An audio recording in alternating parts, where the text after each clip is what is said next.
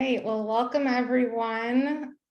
My name is Hannah Noel Bouchard, and I am the Nurse Operations Coordinator with the Alliance of Nurses for Healthy Environments. I want to thank everyone for joining us today. We have an exciting webinar series. The first one is today with Dr. Laura Anderko.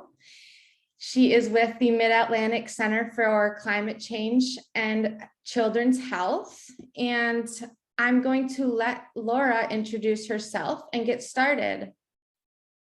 I'll pass it to you, Laura. Thanks, Hannah.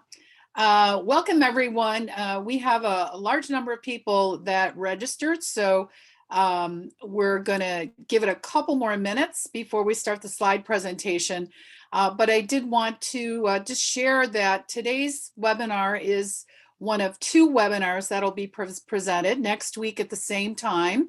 We'll have Dr. Catherine Fega, who will be presenting on environmental justice issues, specifically as it relates on the ground with a large industry that has set up shop in West Virginia called Rockwell.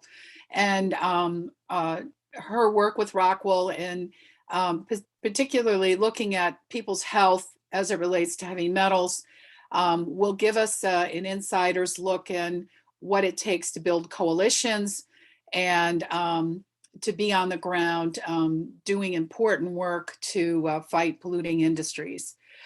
So today I will be presenting on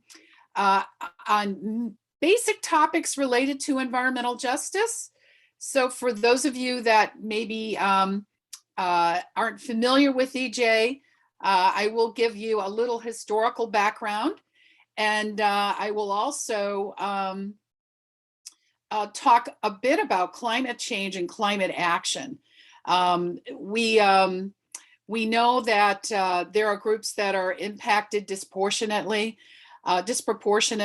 and today's presentation will take us to learning more about those groups that are suffering more than most. The slide here is just a commercial from the Pediatric Environmental Health Specialty Unit. As Hannah said, I'm Dr. Laura Anderko.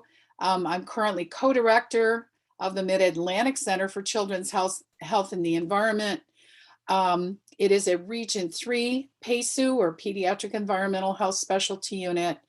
It is housed at Villanova University, the M. Fitzpatrick College of Nursing, and my colleague, Ruth McDermott Levy, Dr. Ruth McDermott Levy is my co-director there at Villanova. I've worked with Annie since its inception. I'm always delighted to work with them in partnership in sharing information to nurses about environmental hazards. And in 2013, which is a really long time ago now, I was honored by the Obama administration for my work in climate change and public health with a Champion of Change Award. And that's, I think, all you need to know about me. So today we're talking about the intersection of environmental justice and climate change. Another commercial, we are funded, the Mid-Atlantic Center for Children's Health and the Environment, by the Agency for Toxic Substances and Disease Registry.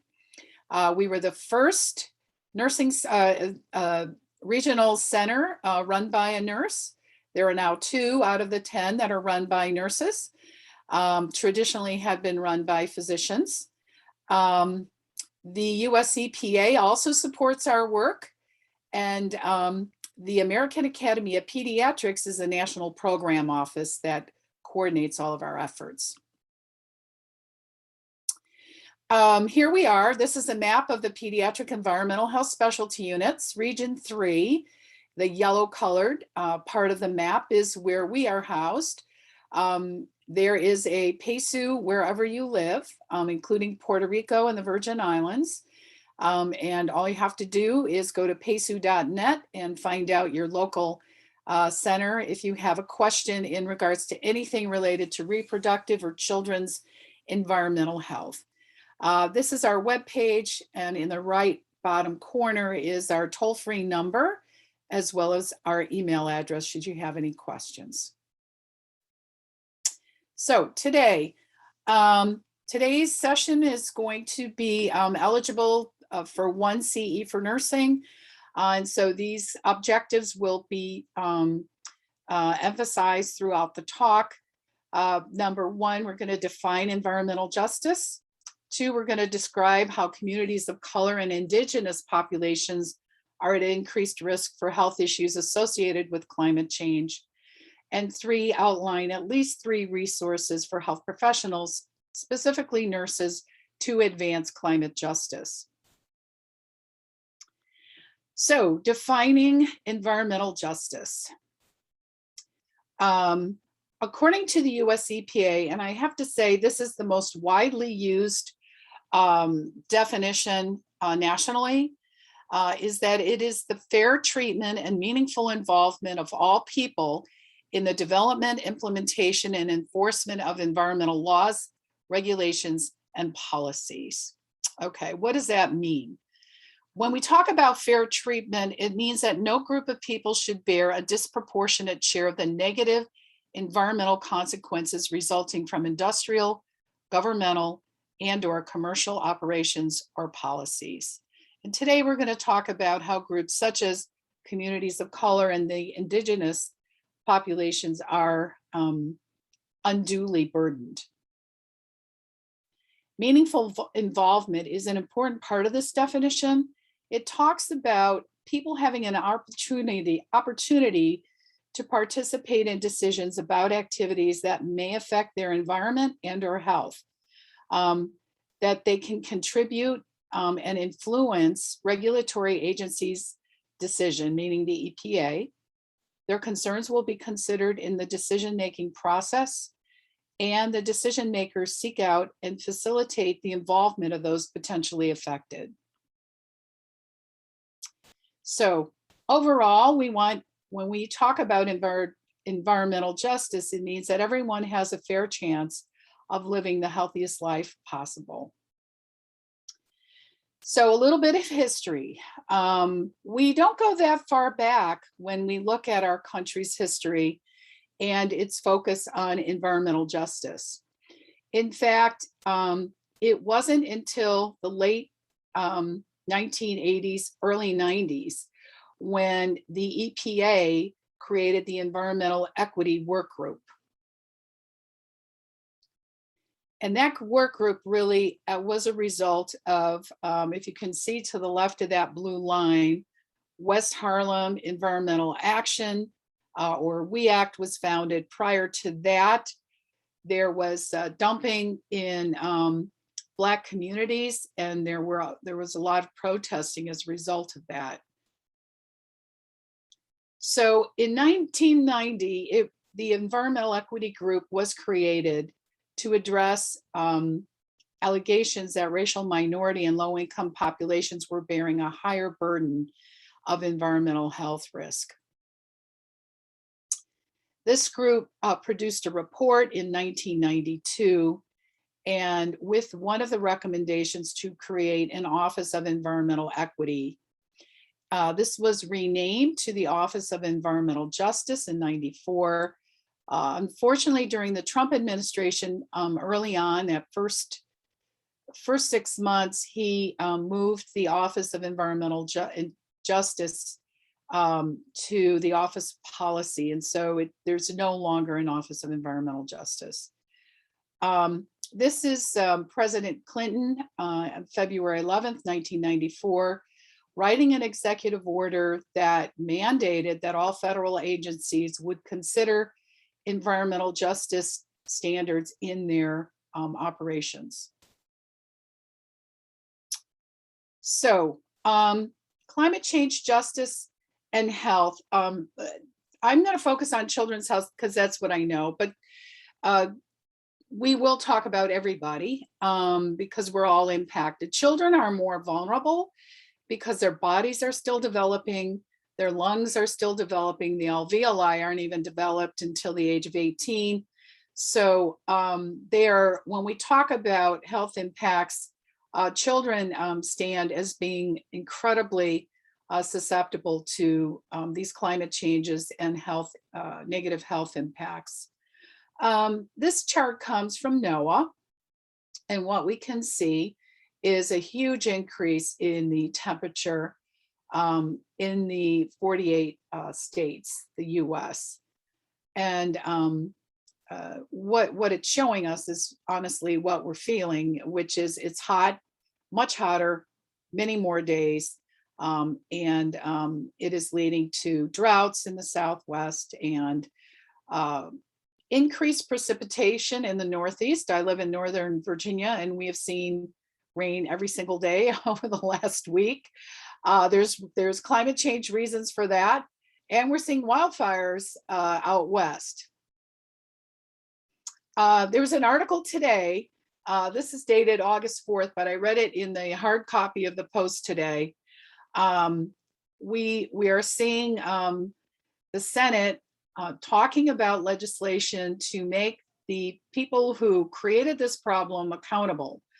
There is some legislation that they're working on that may help pay for the cost inherent in what's happening with the wildfires and the flooding and some of the other issues that we're seeing as a result of climate change. I hope it goes somewhere. But the legislation is titled the Polluters Pay Climate Fund Act.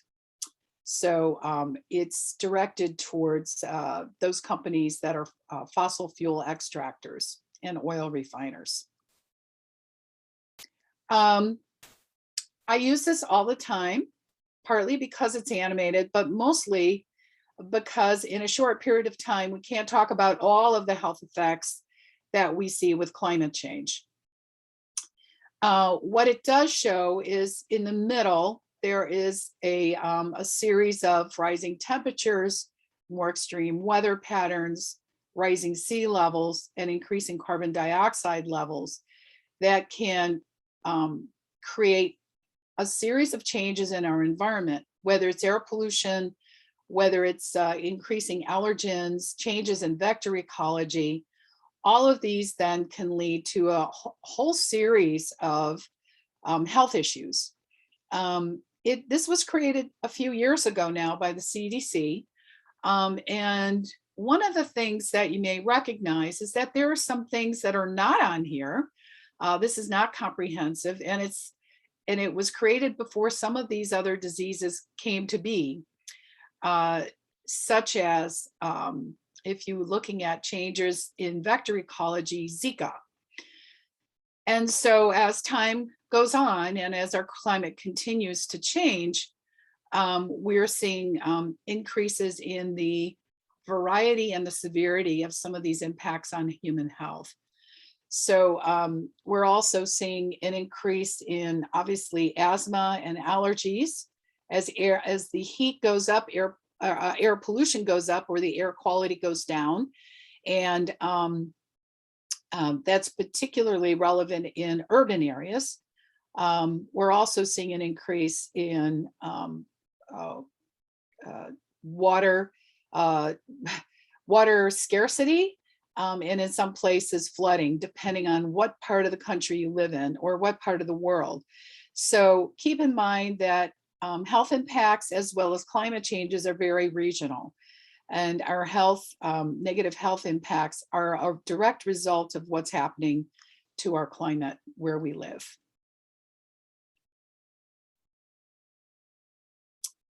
So let's get to the topic today, which is environmental justice and health. We know that there are communities where there tends to be a lot of industry, poor infrastructure, poor social services, and that all can lead to a perfect storm, no pun intended, of disaster and death as a result of climate changes. And so I want to spend just a little bit of time on this diagram because I think it's important for us to appreciate that the health outcomes, which is listed in the red-pink area, and these are not all of them by far, are impacted not just by climate, but how much exposure, what else is going on, For example, we know that communities with high levels of air pollution are seeing higher rates of COVID infection. The same goes for other health outcomes that can be related to climate. So as the temperature goes up, the air quality goes down, and we see people who live in communities with poor air quality anyway, suffering even more. So I did a series of research projects several years ago now in the DC area, and we found that in the lower income sections of DC, such as the Southeast, that we saw significantly increased rates of ER and hospital admissions for asthma and heart conditions in African-American communities that were located near industry. And so we need to keep this in mind, that climate change does not impact everyone equally. On the left is the environmental and institutional context. So is there green space? What else is going on in that community? We know that livestock produces methane, which is a highly potent greenhouse gas. If it's an agricultural community with a lot of cattle, that could be adding to the greenhouse gas effect in that particular community. On the right is the social and behavioral context. We need to, of course, as I said earlier, think about age, think about gender. We don't have time to talk about reproductive health effects in detail, but we do know that women who are pregnant are more likely to give birth prematurely or to low birth weight babies if there are a number of high heat days during their pregnancy. Race, ethnicity, poverty, housing, and infrastructure, of course, are all important.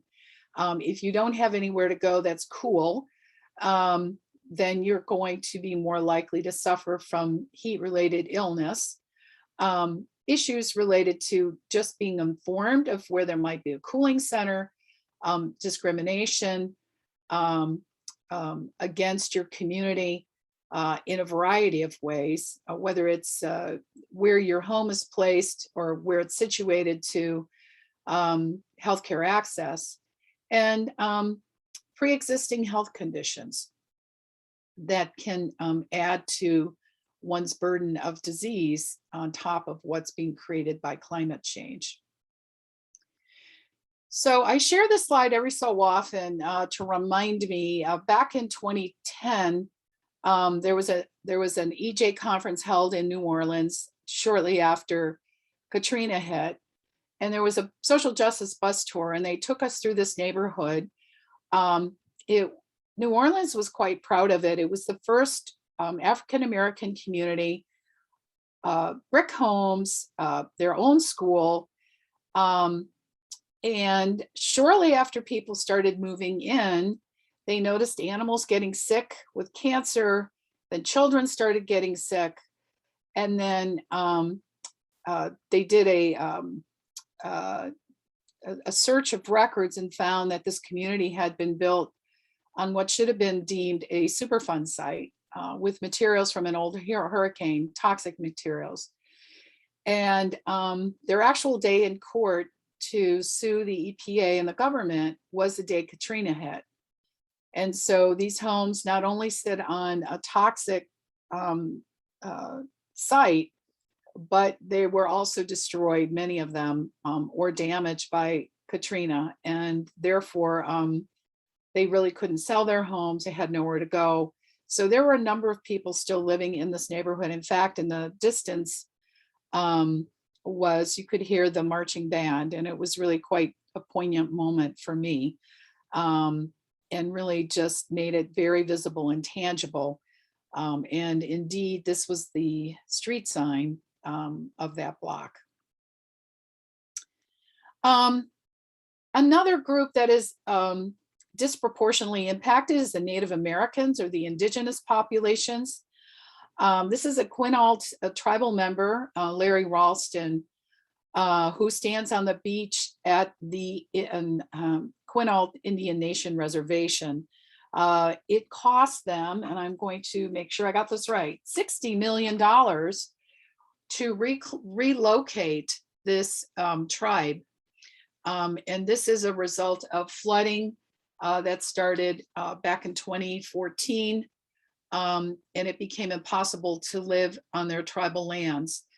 This is not an uncommon story. This is happening everywhere, particularly in Alaska, where the permafrost is melting and whole villages are collapsing because there's nothing to hold the rock together anymore. And in addition, there's a way of life. Obviously, Native populations are intimately in sync with the environment and the land and the wildlife. And many of their traditions are going away, whether it's fishing for a certain kind of sea life or different ways of living on the land that are no longer possible because of the climate changes that they're seeing.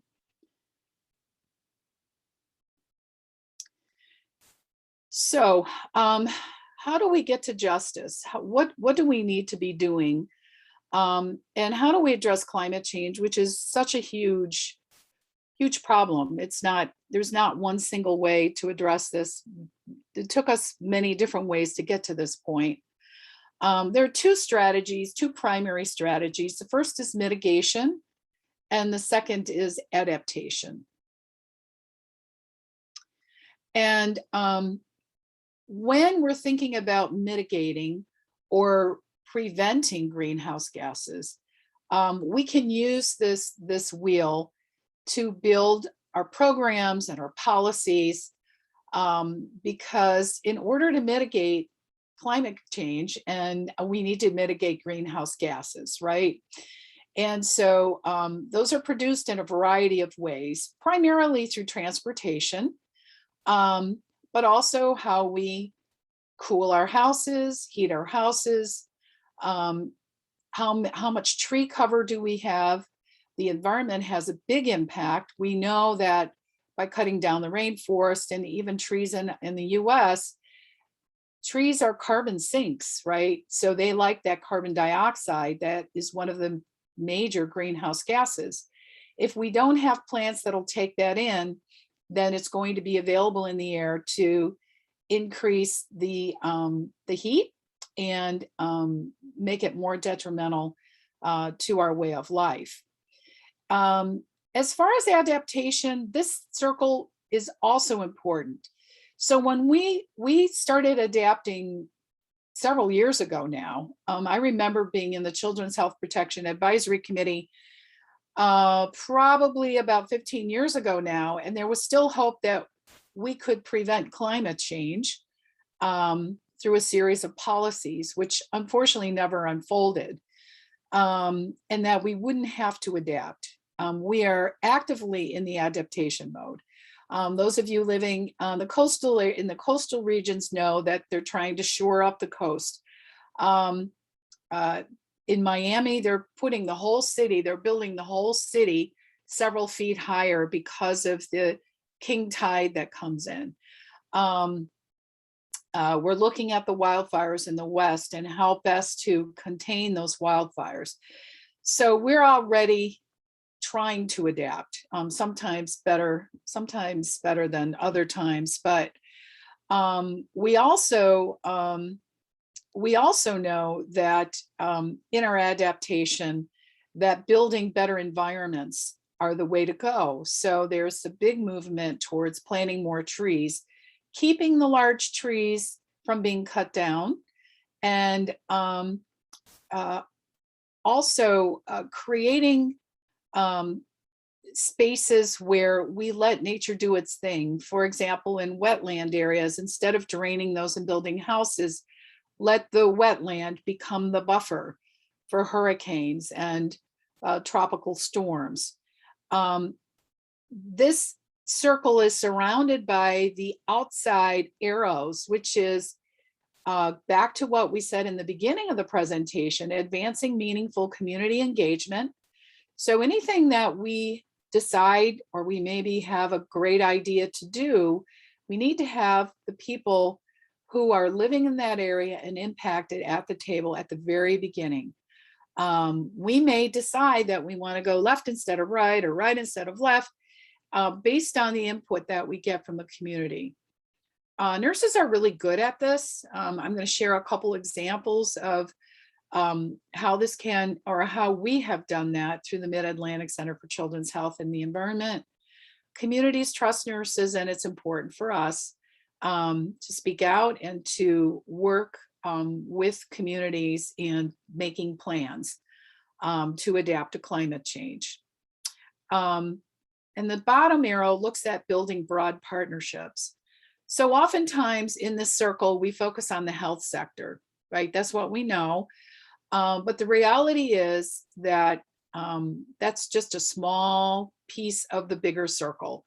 We need to talk to folks in housing, in transportation, in environment, and of course, we need everyone at the table in order to create sustainable, workable solutions to adaptation and mitigation when we can. So some of the tools that are available to us include the EJ screen. I actually use this. I taught an EJ course, but I've taught courses in population health as well. And I think it's an interesting tool for you individually, but also to share with communities, particularly those that are living in areas that are highly polluted. It is always undergoing transformation, which is a good thing. They make it more and more user-friendly. Not everybody has a computer, so sometimes groups have to go to a library or take a loaner out. But it is a fascinating tool because it builds on data that the EPA has around water quality, air quality, Superfund sites, and lead, particularly in housing.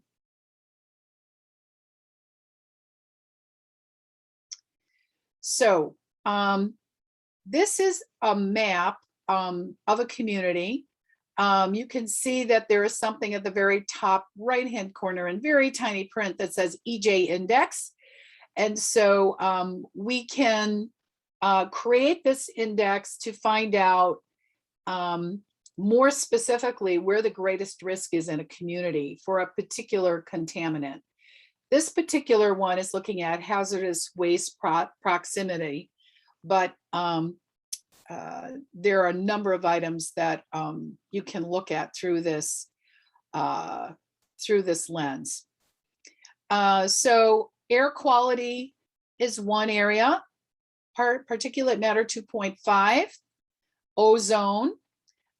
This is standards that look at cancer risk and diesel particulate matter, respiratory issues, traffic proximity, lead paint, Superfund proximity, and so on. Also important is the wastewater discharge indicator. So we look at water quality, air quality, lead as some of the primary issues that can impact a community. And on the right, you'll see that this particular map looked at ozone and compared it to the national percentages. So no surprise, the community closest to the Denver International Airport has high levels of ozone, higher than the national average. Now, one of the things that the Mid-Atlantic Center for Children's Health and the Environment did several years ago now, and Katie Huffling was one of our consultants on that, was to go to several designated EJ communities within our region, that yellow group of states, and to work with them on issues of importance to that community. And our first stop was Dover, Delaware. And I think I saw that Sarah Busick is on the call. She was one of our colleagues as well, working with us with this community. And what we did was we created a portal for that community to list, to talk to one another about community concerns related to environmental exposures, as well as just a way of communicating events, policies. Actually, Sarah did a lot of great work related to lead in outdoor paint for this community as well. We met in a focus group type setting. We had lunch. We asked them their top 3 issues, which is cut off here. But of course, lead was one of those top environmental concerns for the community. And it was really a way for us to learn more about the community and for the community to learn about each other as well, and what resources were available and what issues needed to be addressed and could be addressed. So finally, we're moving into resources, and I want to talk about, since we're talking about climate change today, something that the CDC puts out, and particularly for public health departments and communities, there's something called BRACE, Building Resilience Against Climate Effects. And we are in that stage, unfortunately, of building resilience and adaptation. And it takes you through 5 steps where you go into sort of forecasting the climate impacts, projecting the disease burden. And I have to say that there are a lot of resources out there, but many of them do not consider the health impacts. So Georgetown Climate Center has a really wonderful website, which I don't have on our slides, where you can go in and find out if your community has a climate action plan. Most of those do not have any consideration at all about health. No consideration about what will happen to the hospitals, nothing like that. It's really about community infrastructure. And so it's really important for health professionals, including nurses, to step up to the plate, find out who's creating that plan, and to make sure that health is included as part of that, that plan. So the second step in the BRACE, and each one of these has a detailed sort of step-by-step process. Projecting the disease burden, assessing, number 3, public health interventions, what can be done, what should be done. 4th is to develop and implement a climate and health adaptation plan. And then 5 is to evaluate the impact and improving quality of activities. Of course, you want a plan in place before tragedy or disaster hits. And again, I can't underscore that it really depends on where you live regionally throughout the world, what you might be expecting. And so it's very much customized to that community, those community resources that are available, making a pitch for getting more resources, for example, money for cooling centers. If you know a majority of people have housing without air conditioning, those kinds of things are going to be super important.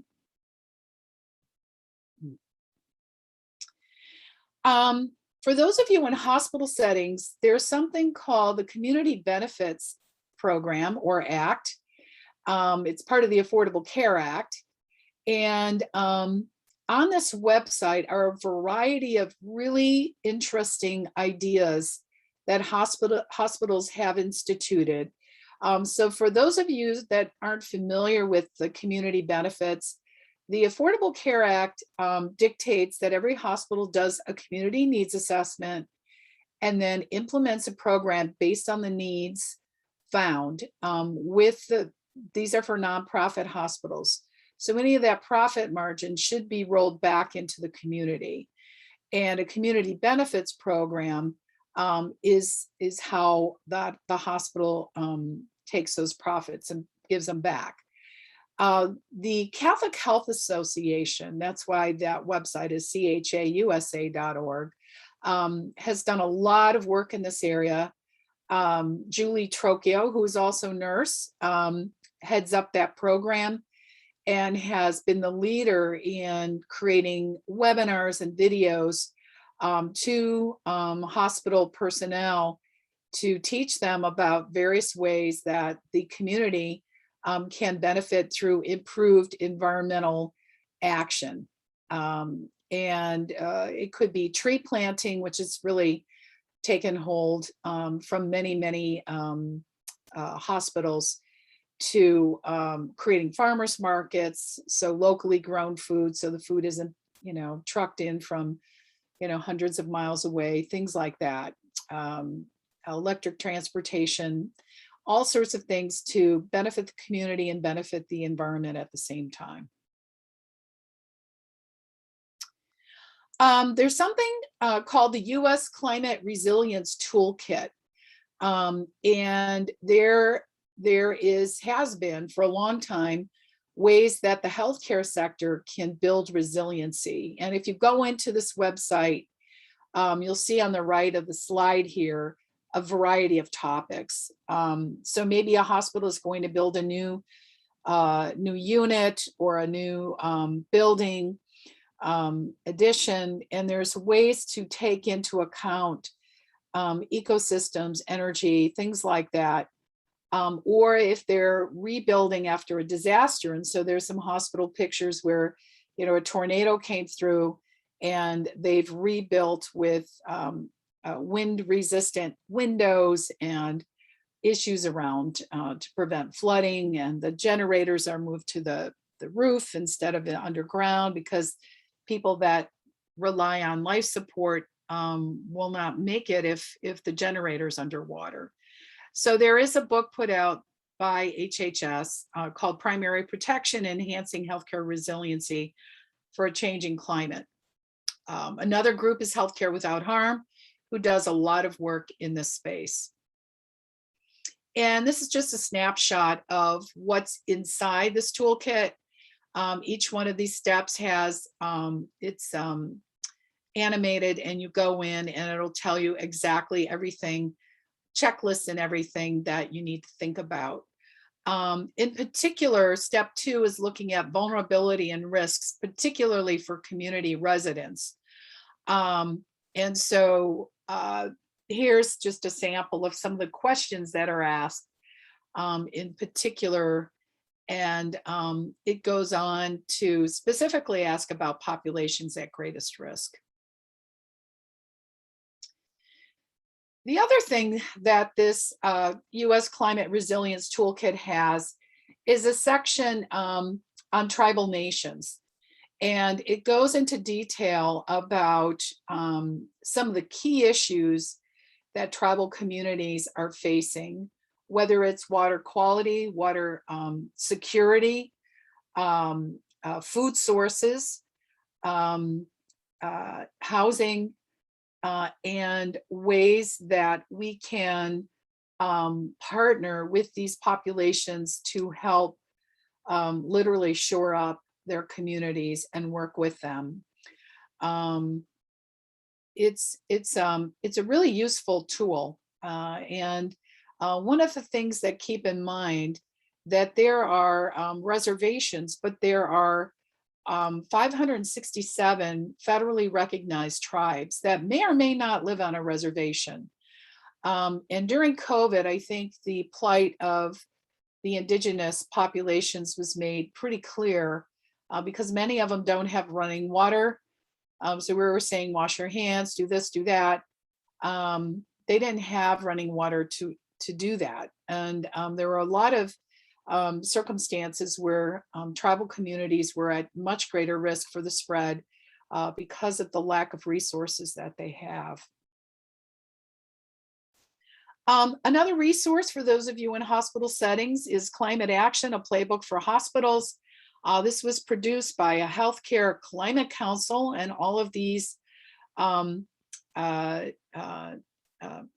partners work together on this playbook. And again, it gives very simple steps on how you might approach your hospital administration to start making changes. Hospitals are one of the worst polluters. They're right up there with coal-fired plants. They run electricity. They're up and running 24/7. They're busy places, and they use a lot of energy and produce a lot of waste. So any little steps we can take in a hospital setting would be good. Of course, I have to mention Annie. Nurses Drawdown. There's a whole section on climate change, and there's a new ebook coming out soon that has several chapters on climate change, and it's free, and it'll be available on their website. So check it out. Of course, the Pediatric Environmental Health Specialty Unit, as I said, you go to PEHSU.net. There's a section for health professionals and the general public. Everything from webinars to courses, all of these offer one free CE. You can find your local center on the map that's embedded within this website as well. One of the interesting things that we did last year in our retreat, we decided that the mission of this network would change, not only to focus on reproductive and children's health, but also to support communities to address historical injustices and ongoing environmental racism, and to address the existential threat of climate change. So this national network is taking EJ seriously, as well as environmental justice issues. You may or may not know there's something called the American Recovery and Reinvestment Act. The EPA has several millions of dollars, and they will be spending $50 million to fund environmental justice initiatives under the American Rescue Plan. And lucky for the PEHSU network, we're getting a little slice of that to focus on EJ issues. So what can we do? Well, we need to partner with local decision makers. We need to identify and prioritize those vulnerabilities. EJ Screen is one way to do that, but there are lots of other ways that we can determine who's most at risk. And it's just simply going into our website and looking up, we can look at NASA, we can look at our public health department statistics, lots of ways, lots of data to see who's most vulnerable in our community. We can monitor threats and environmental conditions. So we know what sort of weather, climate we're experiencing that's different than normal. We need to gear up, figure out, whatever we might be doing for our own family, we should be thinking about the community at large, and begin to mobilize by creating emergency preparedness and response plans. We can provide anticipatory guidance to patients, to our communities, to their families. Very easy. I know we only have 15 minutes in the clinic setting, but even a fact sheet that we can hand to them based on the regional climate issues. The PEHSU network has just designed both in English and Spanish wildfire sheets, so people can know what to do if a wildfire is impending in their neighborhood. Lots of things to think about related to masks and kids and airflow and safety, of course. Lead efforts to prepare healthcare facilities for increased patient demand and ER visits. So if we're working in a healthcare facility, we need to be sure that they're serious about climate change, that if they're not willing to mitigate, that they're at least ready and able to move. There was a stunning video we saw at the last Healthcare Without Harm annual conference of this physician standing at the doorway of this large hospital with a fire behind him, and having to make a decision whether to get all those patients out or to keep them inside. Very harrowing, and there was no plan in place. We need to also quantify patient and community impact through data tracking and through our electronic health records. There's many of you out there that love data, and this is your time to shine and figure out what needs to be collected. Lots of agencies are doing it, but not necessarily at the local level. Anticipatory guidance, as I said, we know that there's increased respiratory and cardiovascular disease risk related to poor air quality and heat. Almost everywhere is seeing heat. I don't know of any place that's getting colder, unless there's that inversion that's coming from the Arctic that we saw. That's also caused from climate change. We're seeing increase in injuries and premature deaths related to extreme weather events. We're seeing heat-related illnesses, especially in sports that are outdoors, such as football is just gearing up, and those kids are outside when it's super hot. There needs to be a plan in place. If you're a parent of a player, make sure they have cooling off periods and lots of hydration.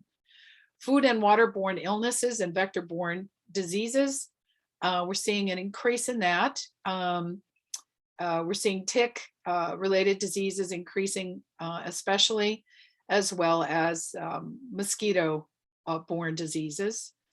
And of course, threats to mental health. And, you know, the climate change continued even despite the COVID. And so we have sort of this combination, this confluence of mental health issues related to COVID, related to climate change, all of these really big problems, especially for little kids trying to deal with that.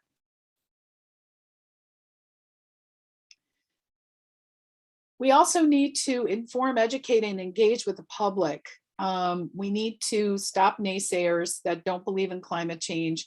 We need to gently give them facts and data, and lead by example, both personally and professionally. If we're driving something that gets 5 miles to the gallon and we're preaching climate change, we're actually not reflecting enough. We need to disseminate information to our colleagues and our networks. Really important that people, particularly health professionals, get this information. They're not learning any of this in school, so they need to hear it. Maybe it's a professional development workshop. PEHSU folks are always happy to do those. That's part of why we get our funding. Check us out, give us a call. Collaborate with professionals outside of the health sector. So again, remember that circle. It's about industry and business and transportation and housing. We need to collaborate with everyone. This is not a problem that can be solved just by the health sector. And that's it. And I don't know if there's questions in the chat box, but I will turn it back to Hannah and see. Thanks, Laura. That was wonderful presentation. I don't see any direct questions in the chat box at this time. I'm gonna we'll take a few moments. If anyone would like to unmute themselves and ask a question, that would be wonderful.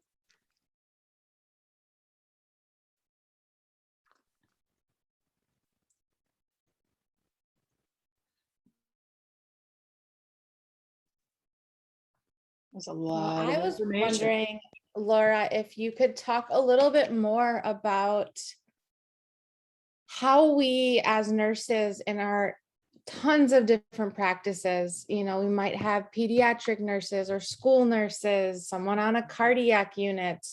Talk a little bit about how we overcome barriers, especially right now in talking to our patients or our communities around climate change. I know it's such a polarizing topic right now. And how do we, on top of all the other things that these wonderful nurses are doing in their, you know, in their jobs and communities, how do we overcome that? That's a really great question. And I would say that I think we just have to look for that moment when we can make the link. So, for example, a family member had a kidney stone a few years ago now and was told by the physician immediately, You know there's climate change and you need to drink more water. Are you drinking enough water? And if you're dealing with a child who may have asthma, being aware that outdoor activity may be great, except for when it starts hitting 90 and higher, maybe having resources available for indoor play.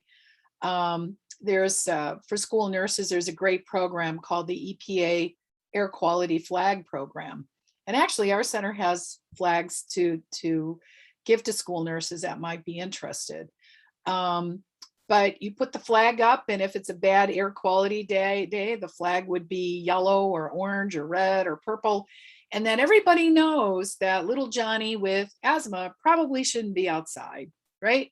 In the whole community, everybody knows today is a bad air quality day. So I think there's ways to talk about climate without being in people's faces, or just to say, geez, today is super hot. I don't remember it ever being quite this hot.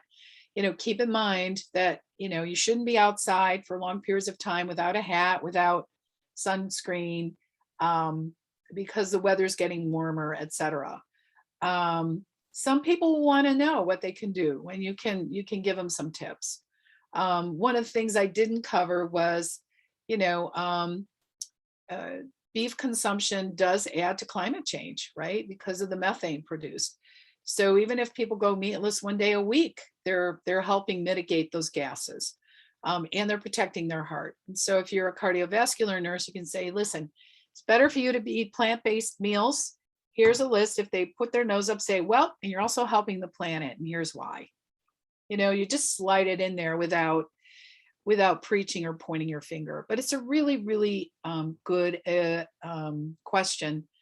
And I think we need to figure out how we can do it in our own practice and with our own families and neighbors and things like that. But it's a really good question.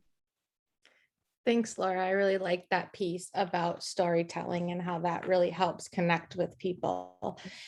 Sheila said she is looking specifically for low literacy info or resources about health effects for a fence line community that is about to be the site of a compressor station. What resources would you offer, Sheila? Okay. I'm going to give you my email, Sheila, and we can inundate you with stuff. Both the Mid-Atlantic Center and the National PEHSU network has a lot of materials. So if you're looking specifically about the health impacts, we can get those to you. There's also a lot of work that's being done or has been done and continues to be done around advocacy within these communities. And I think over the past year with the murder of George Floyd, these things have come front and center, and people are much more aware of some of the injustices that are occurring. But I am going to send you my work email right now. And then, and anybody else that wants to reach out, feel free. Where I live, health is the only place I will be listened to. Okay. Okay. All right. Wonderful. So, yeah. So one of the things that we'll learn next week, and I do want to put a pitch in for Dr. Vega. Vega's presentation is sort of the on the ground and how we can mobilize communities against what seemingly big odds. And this one is a big odds. It's Rockwool, which is a company that comes from overseas and was able to skirt some laws and build a big insulation factory across the street from a school. And so Catherine and her colleagues have done a yeoman's job in organizing and testing people and getting a baseline before this operation goes into full mode. And I'm looking forward to it next week because I think it'll be really interesting how communities pull together to educate and to act when it seems like it's David versus Goliath. Absolutely. Thanks, Laura. And I will send out a follow-up email after this session today that will include hopefully Laura's slides, the links to some resources that she shared today, as well as the recording of today's webinar and a link to the evaluation and post-test for continuing education. Awesome. Really want to thank you, Laura, for talking with us today about environmental justice and climate change and children's health. And I will also, of course, include a registration. We hope to see everyone next week, same time. That link will also be in the follow-up email to register for that. All right. Thank you, everybody, for joining. Hope to see you next week. Bye-bye.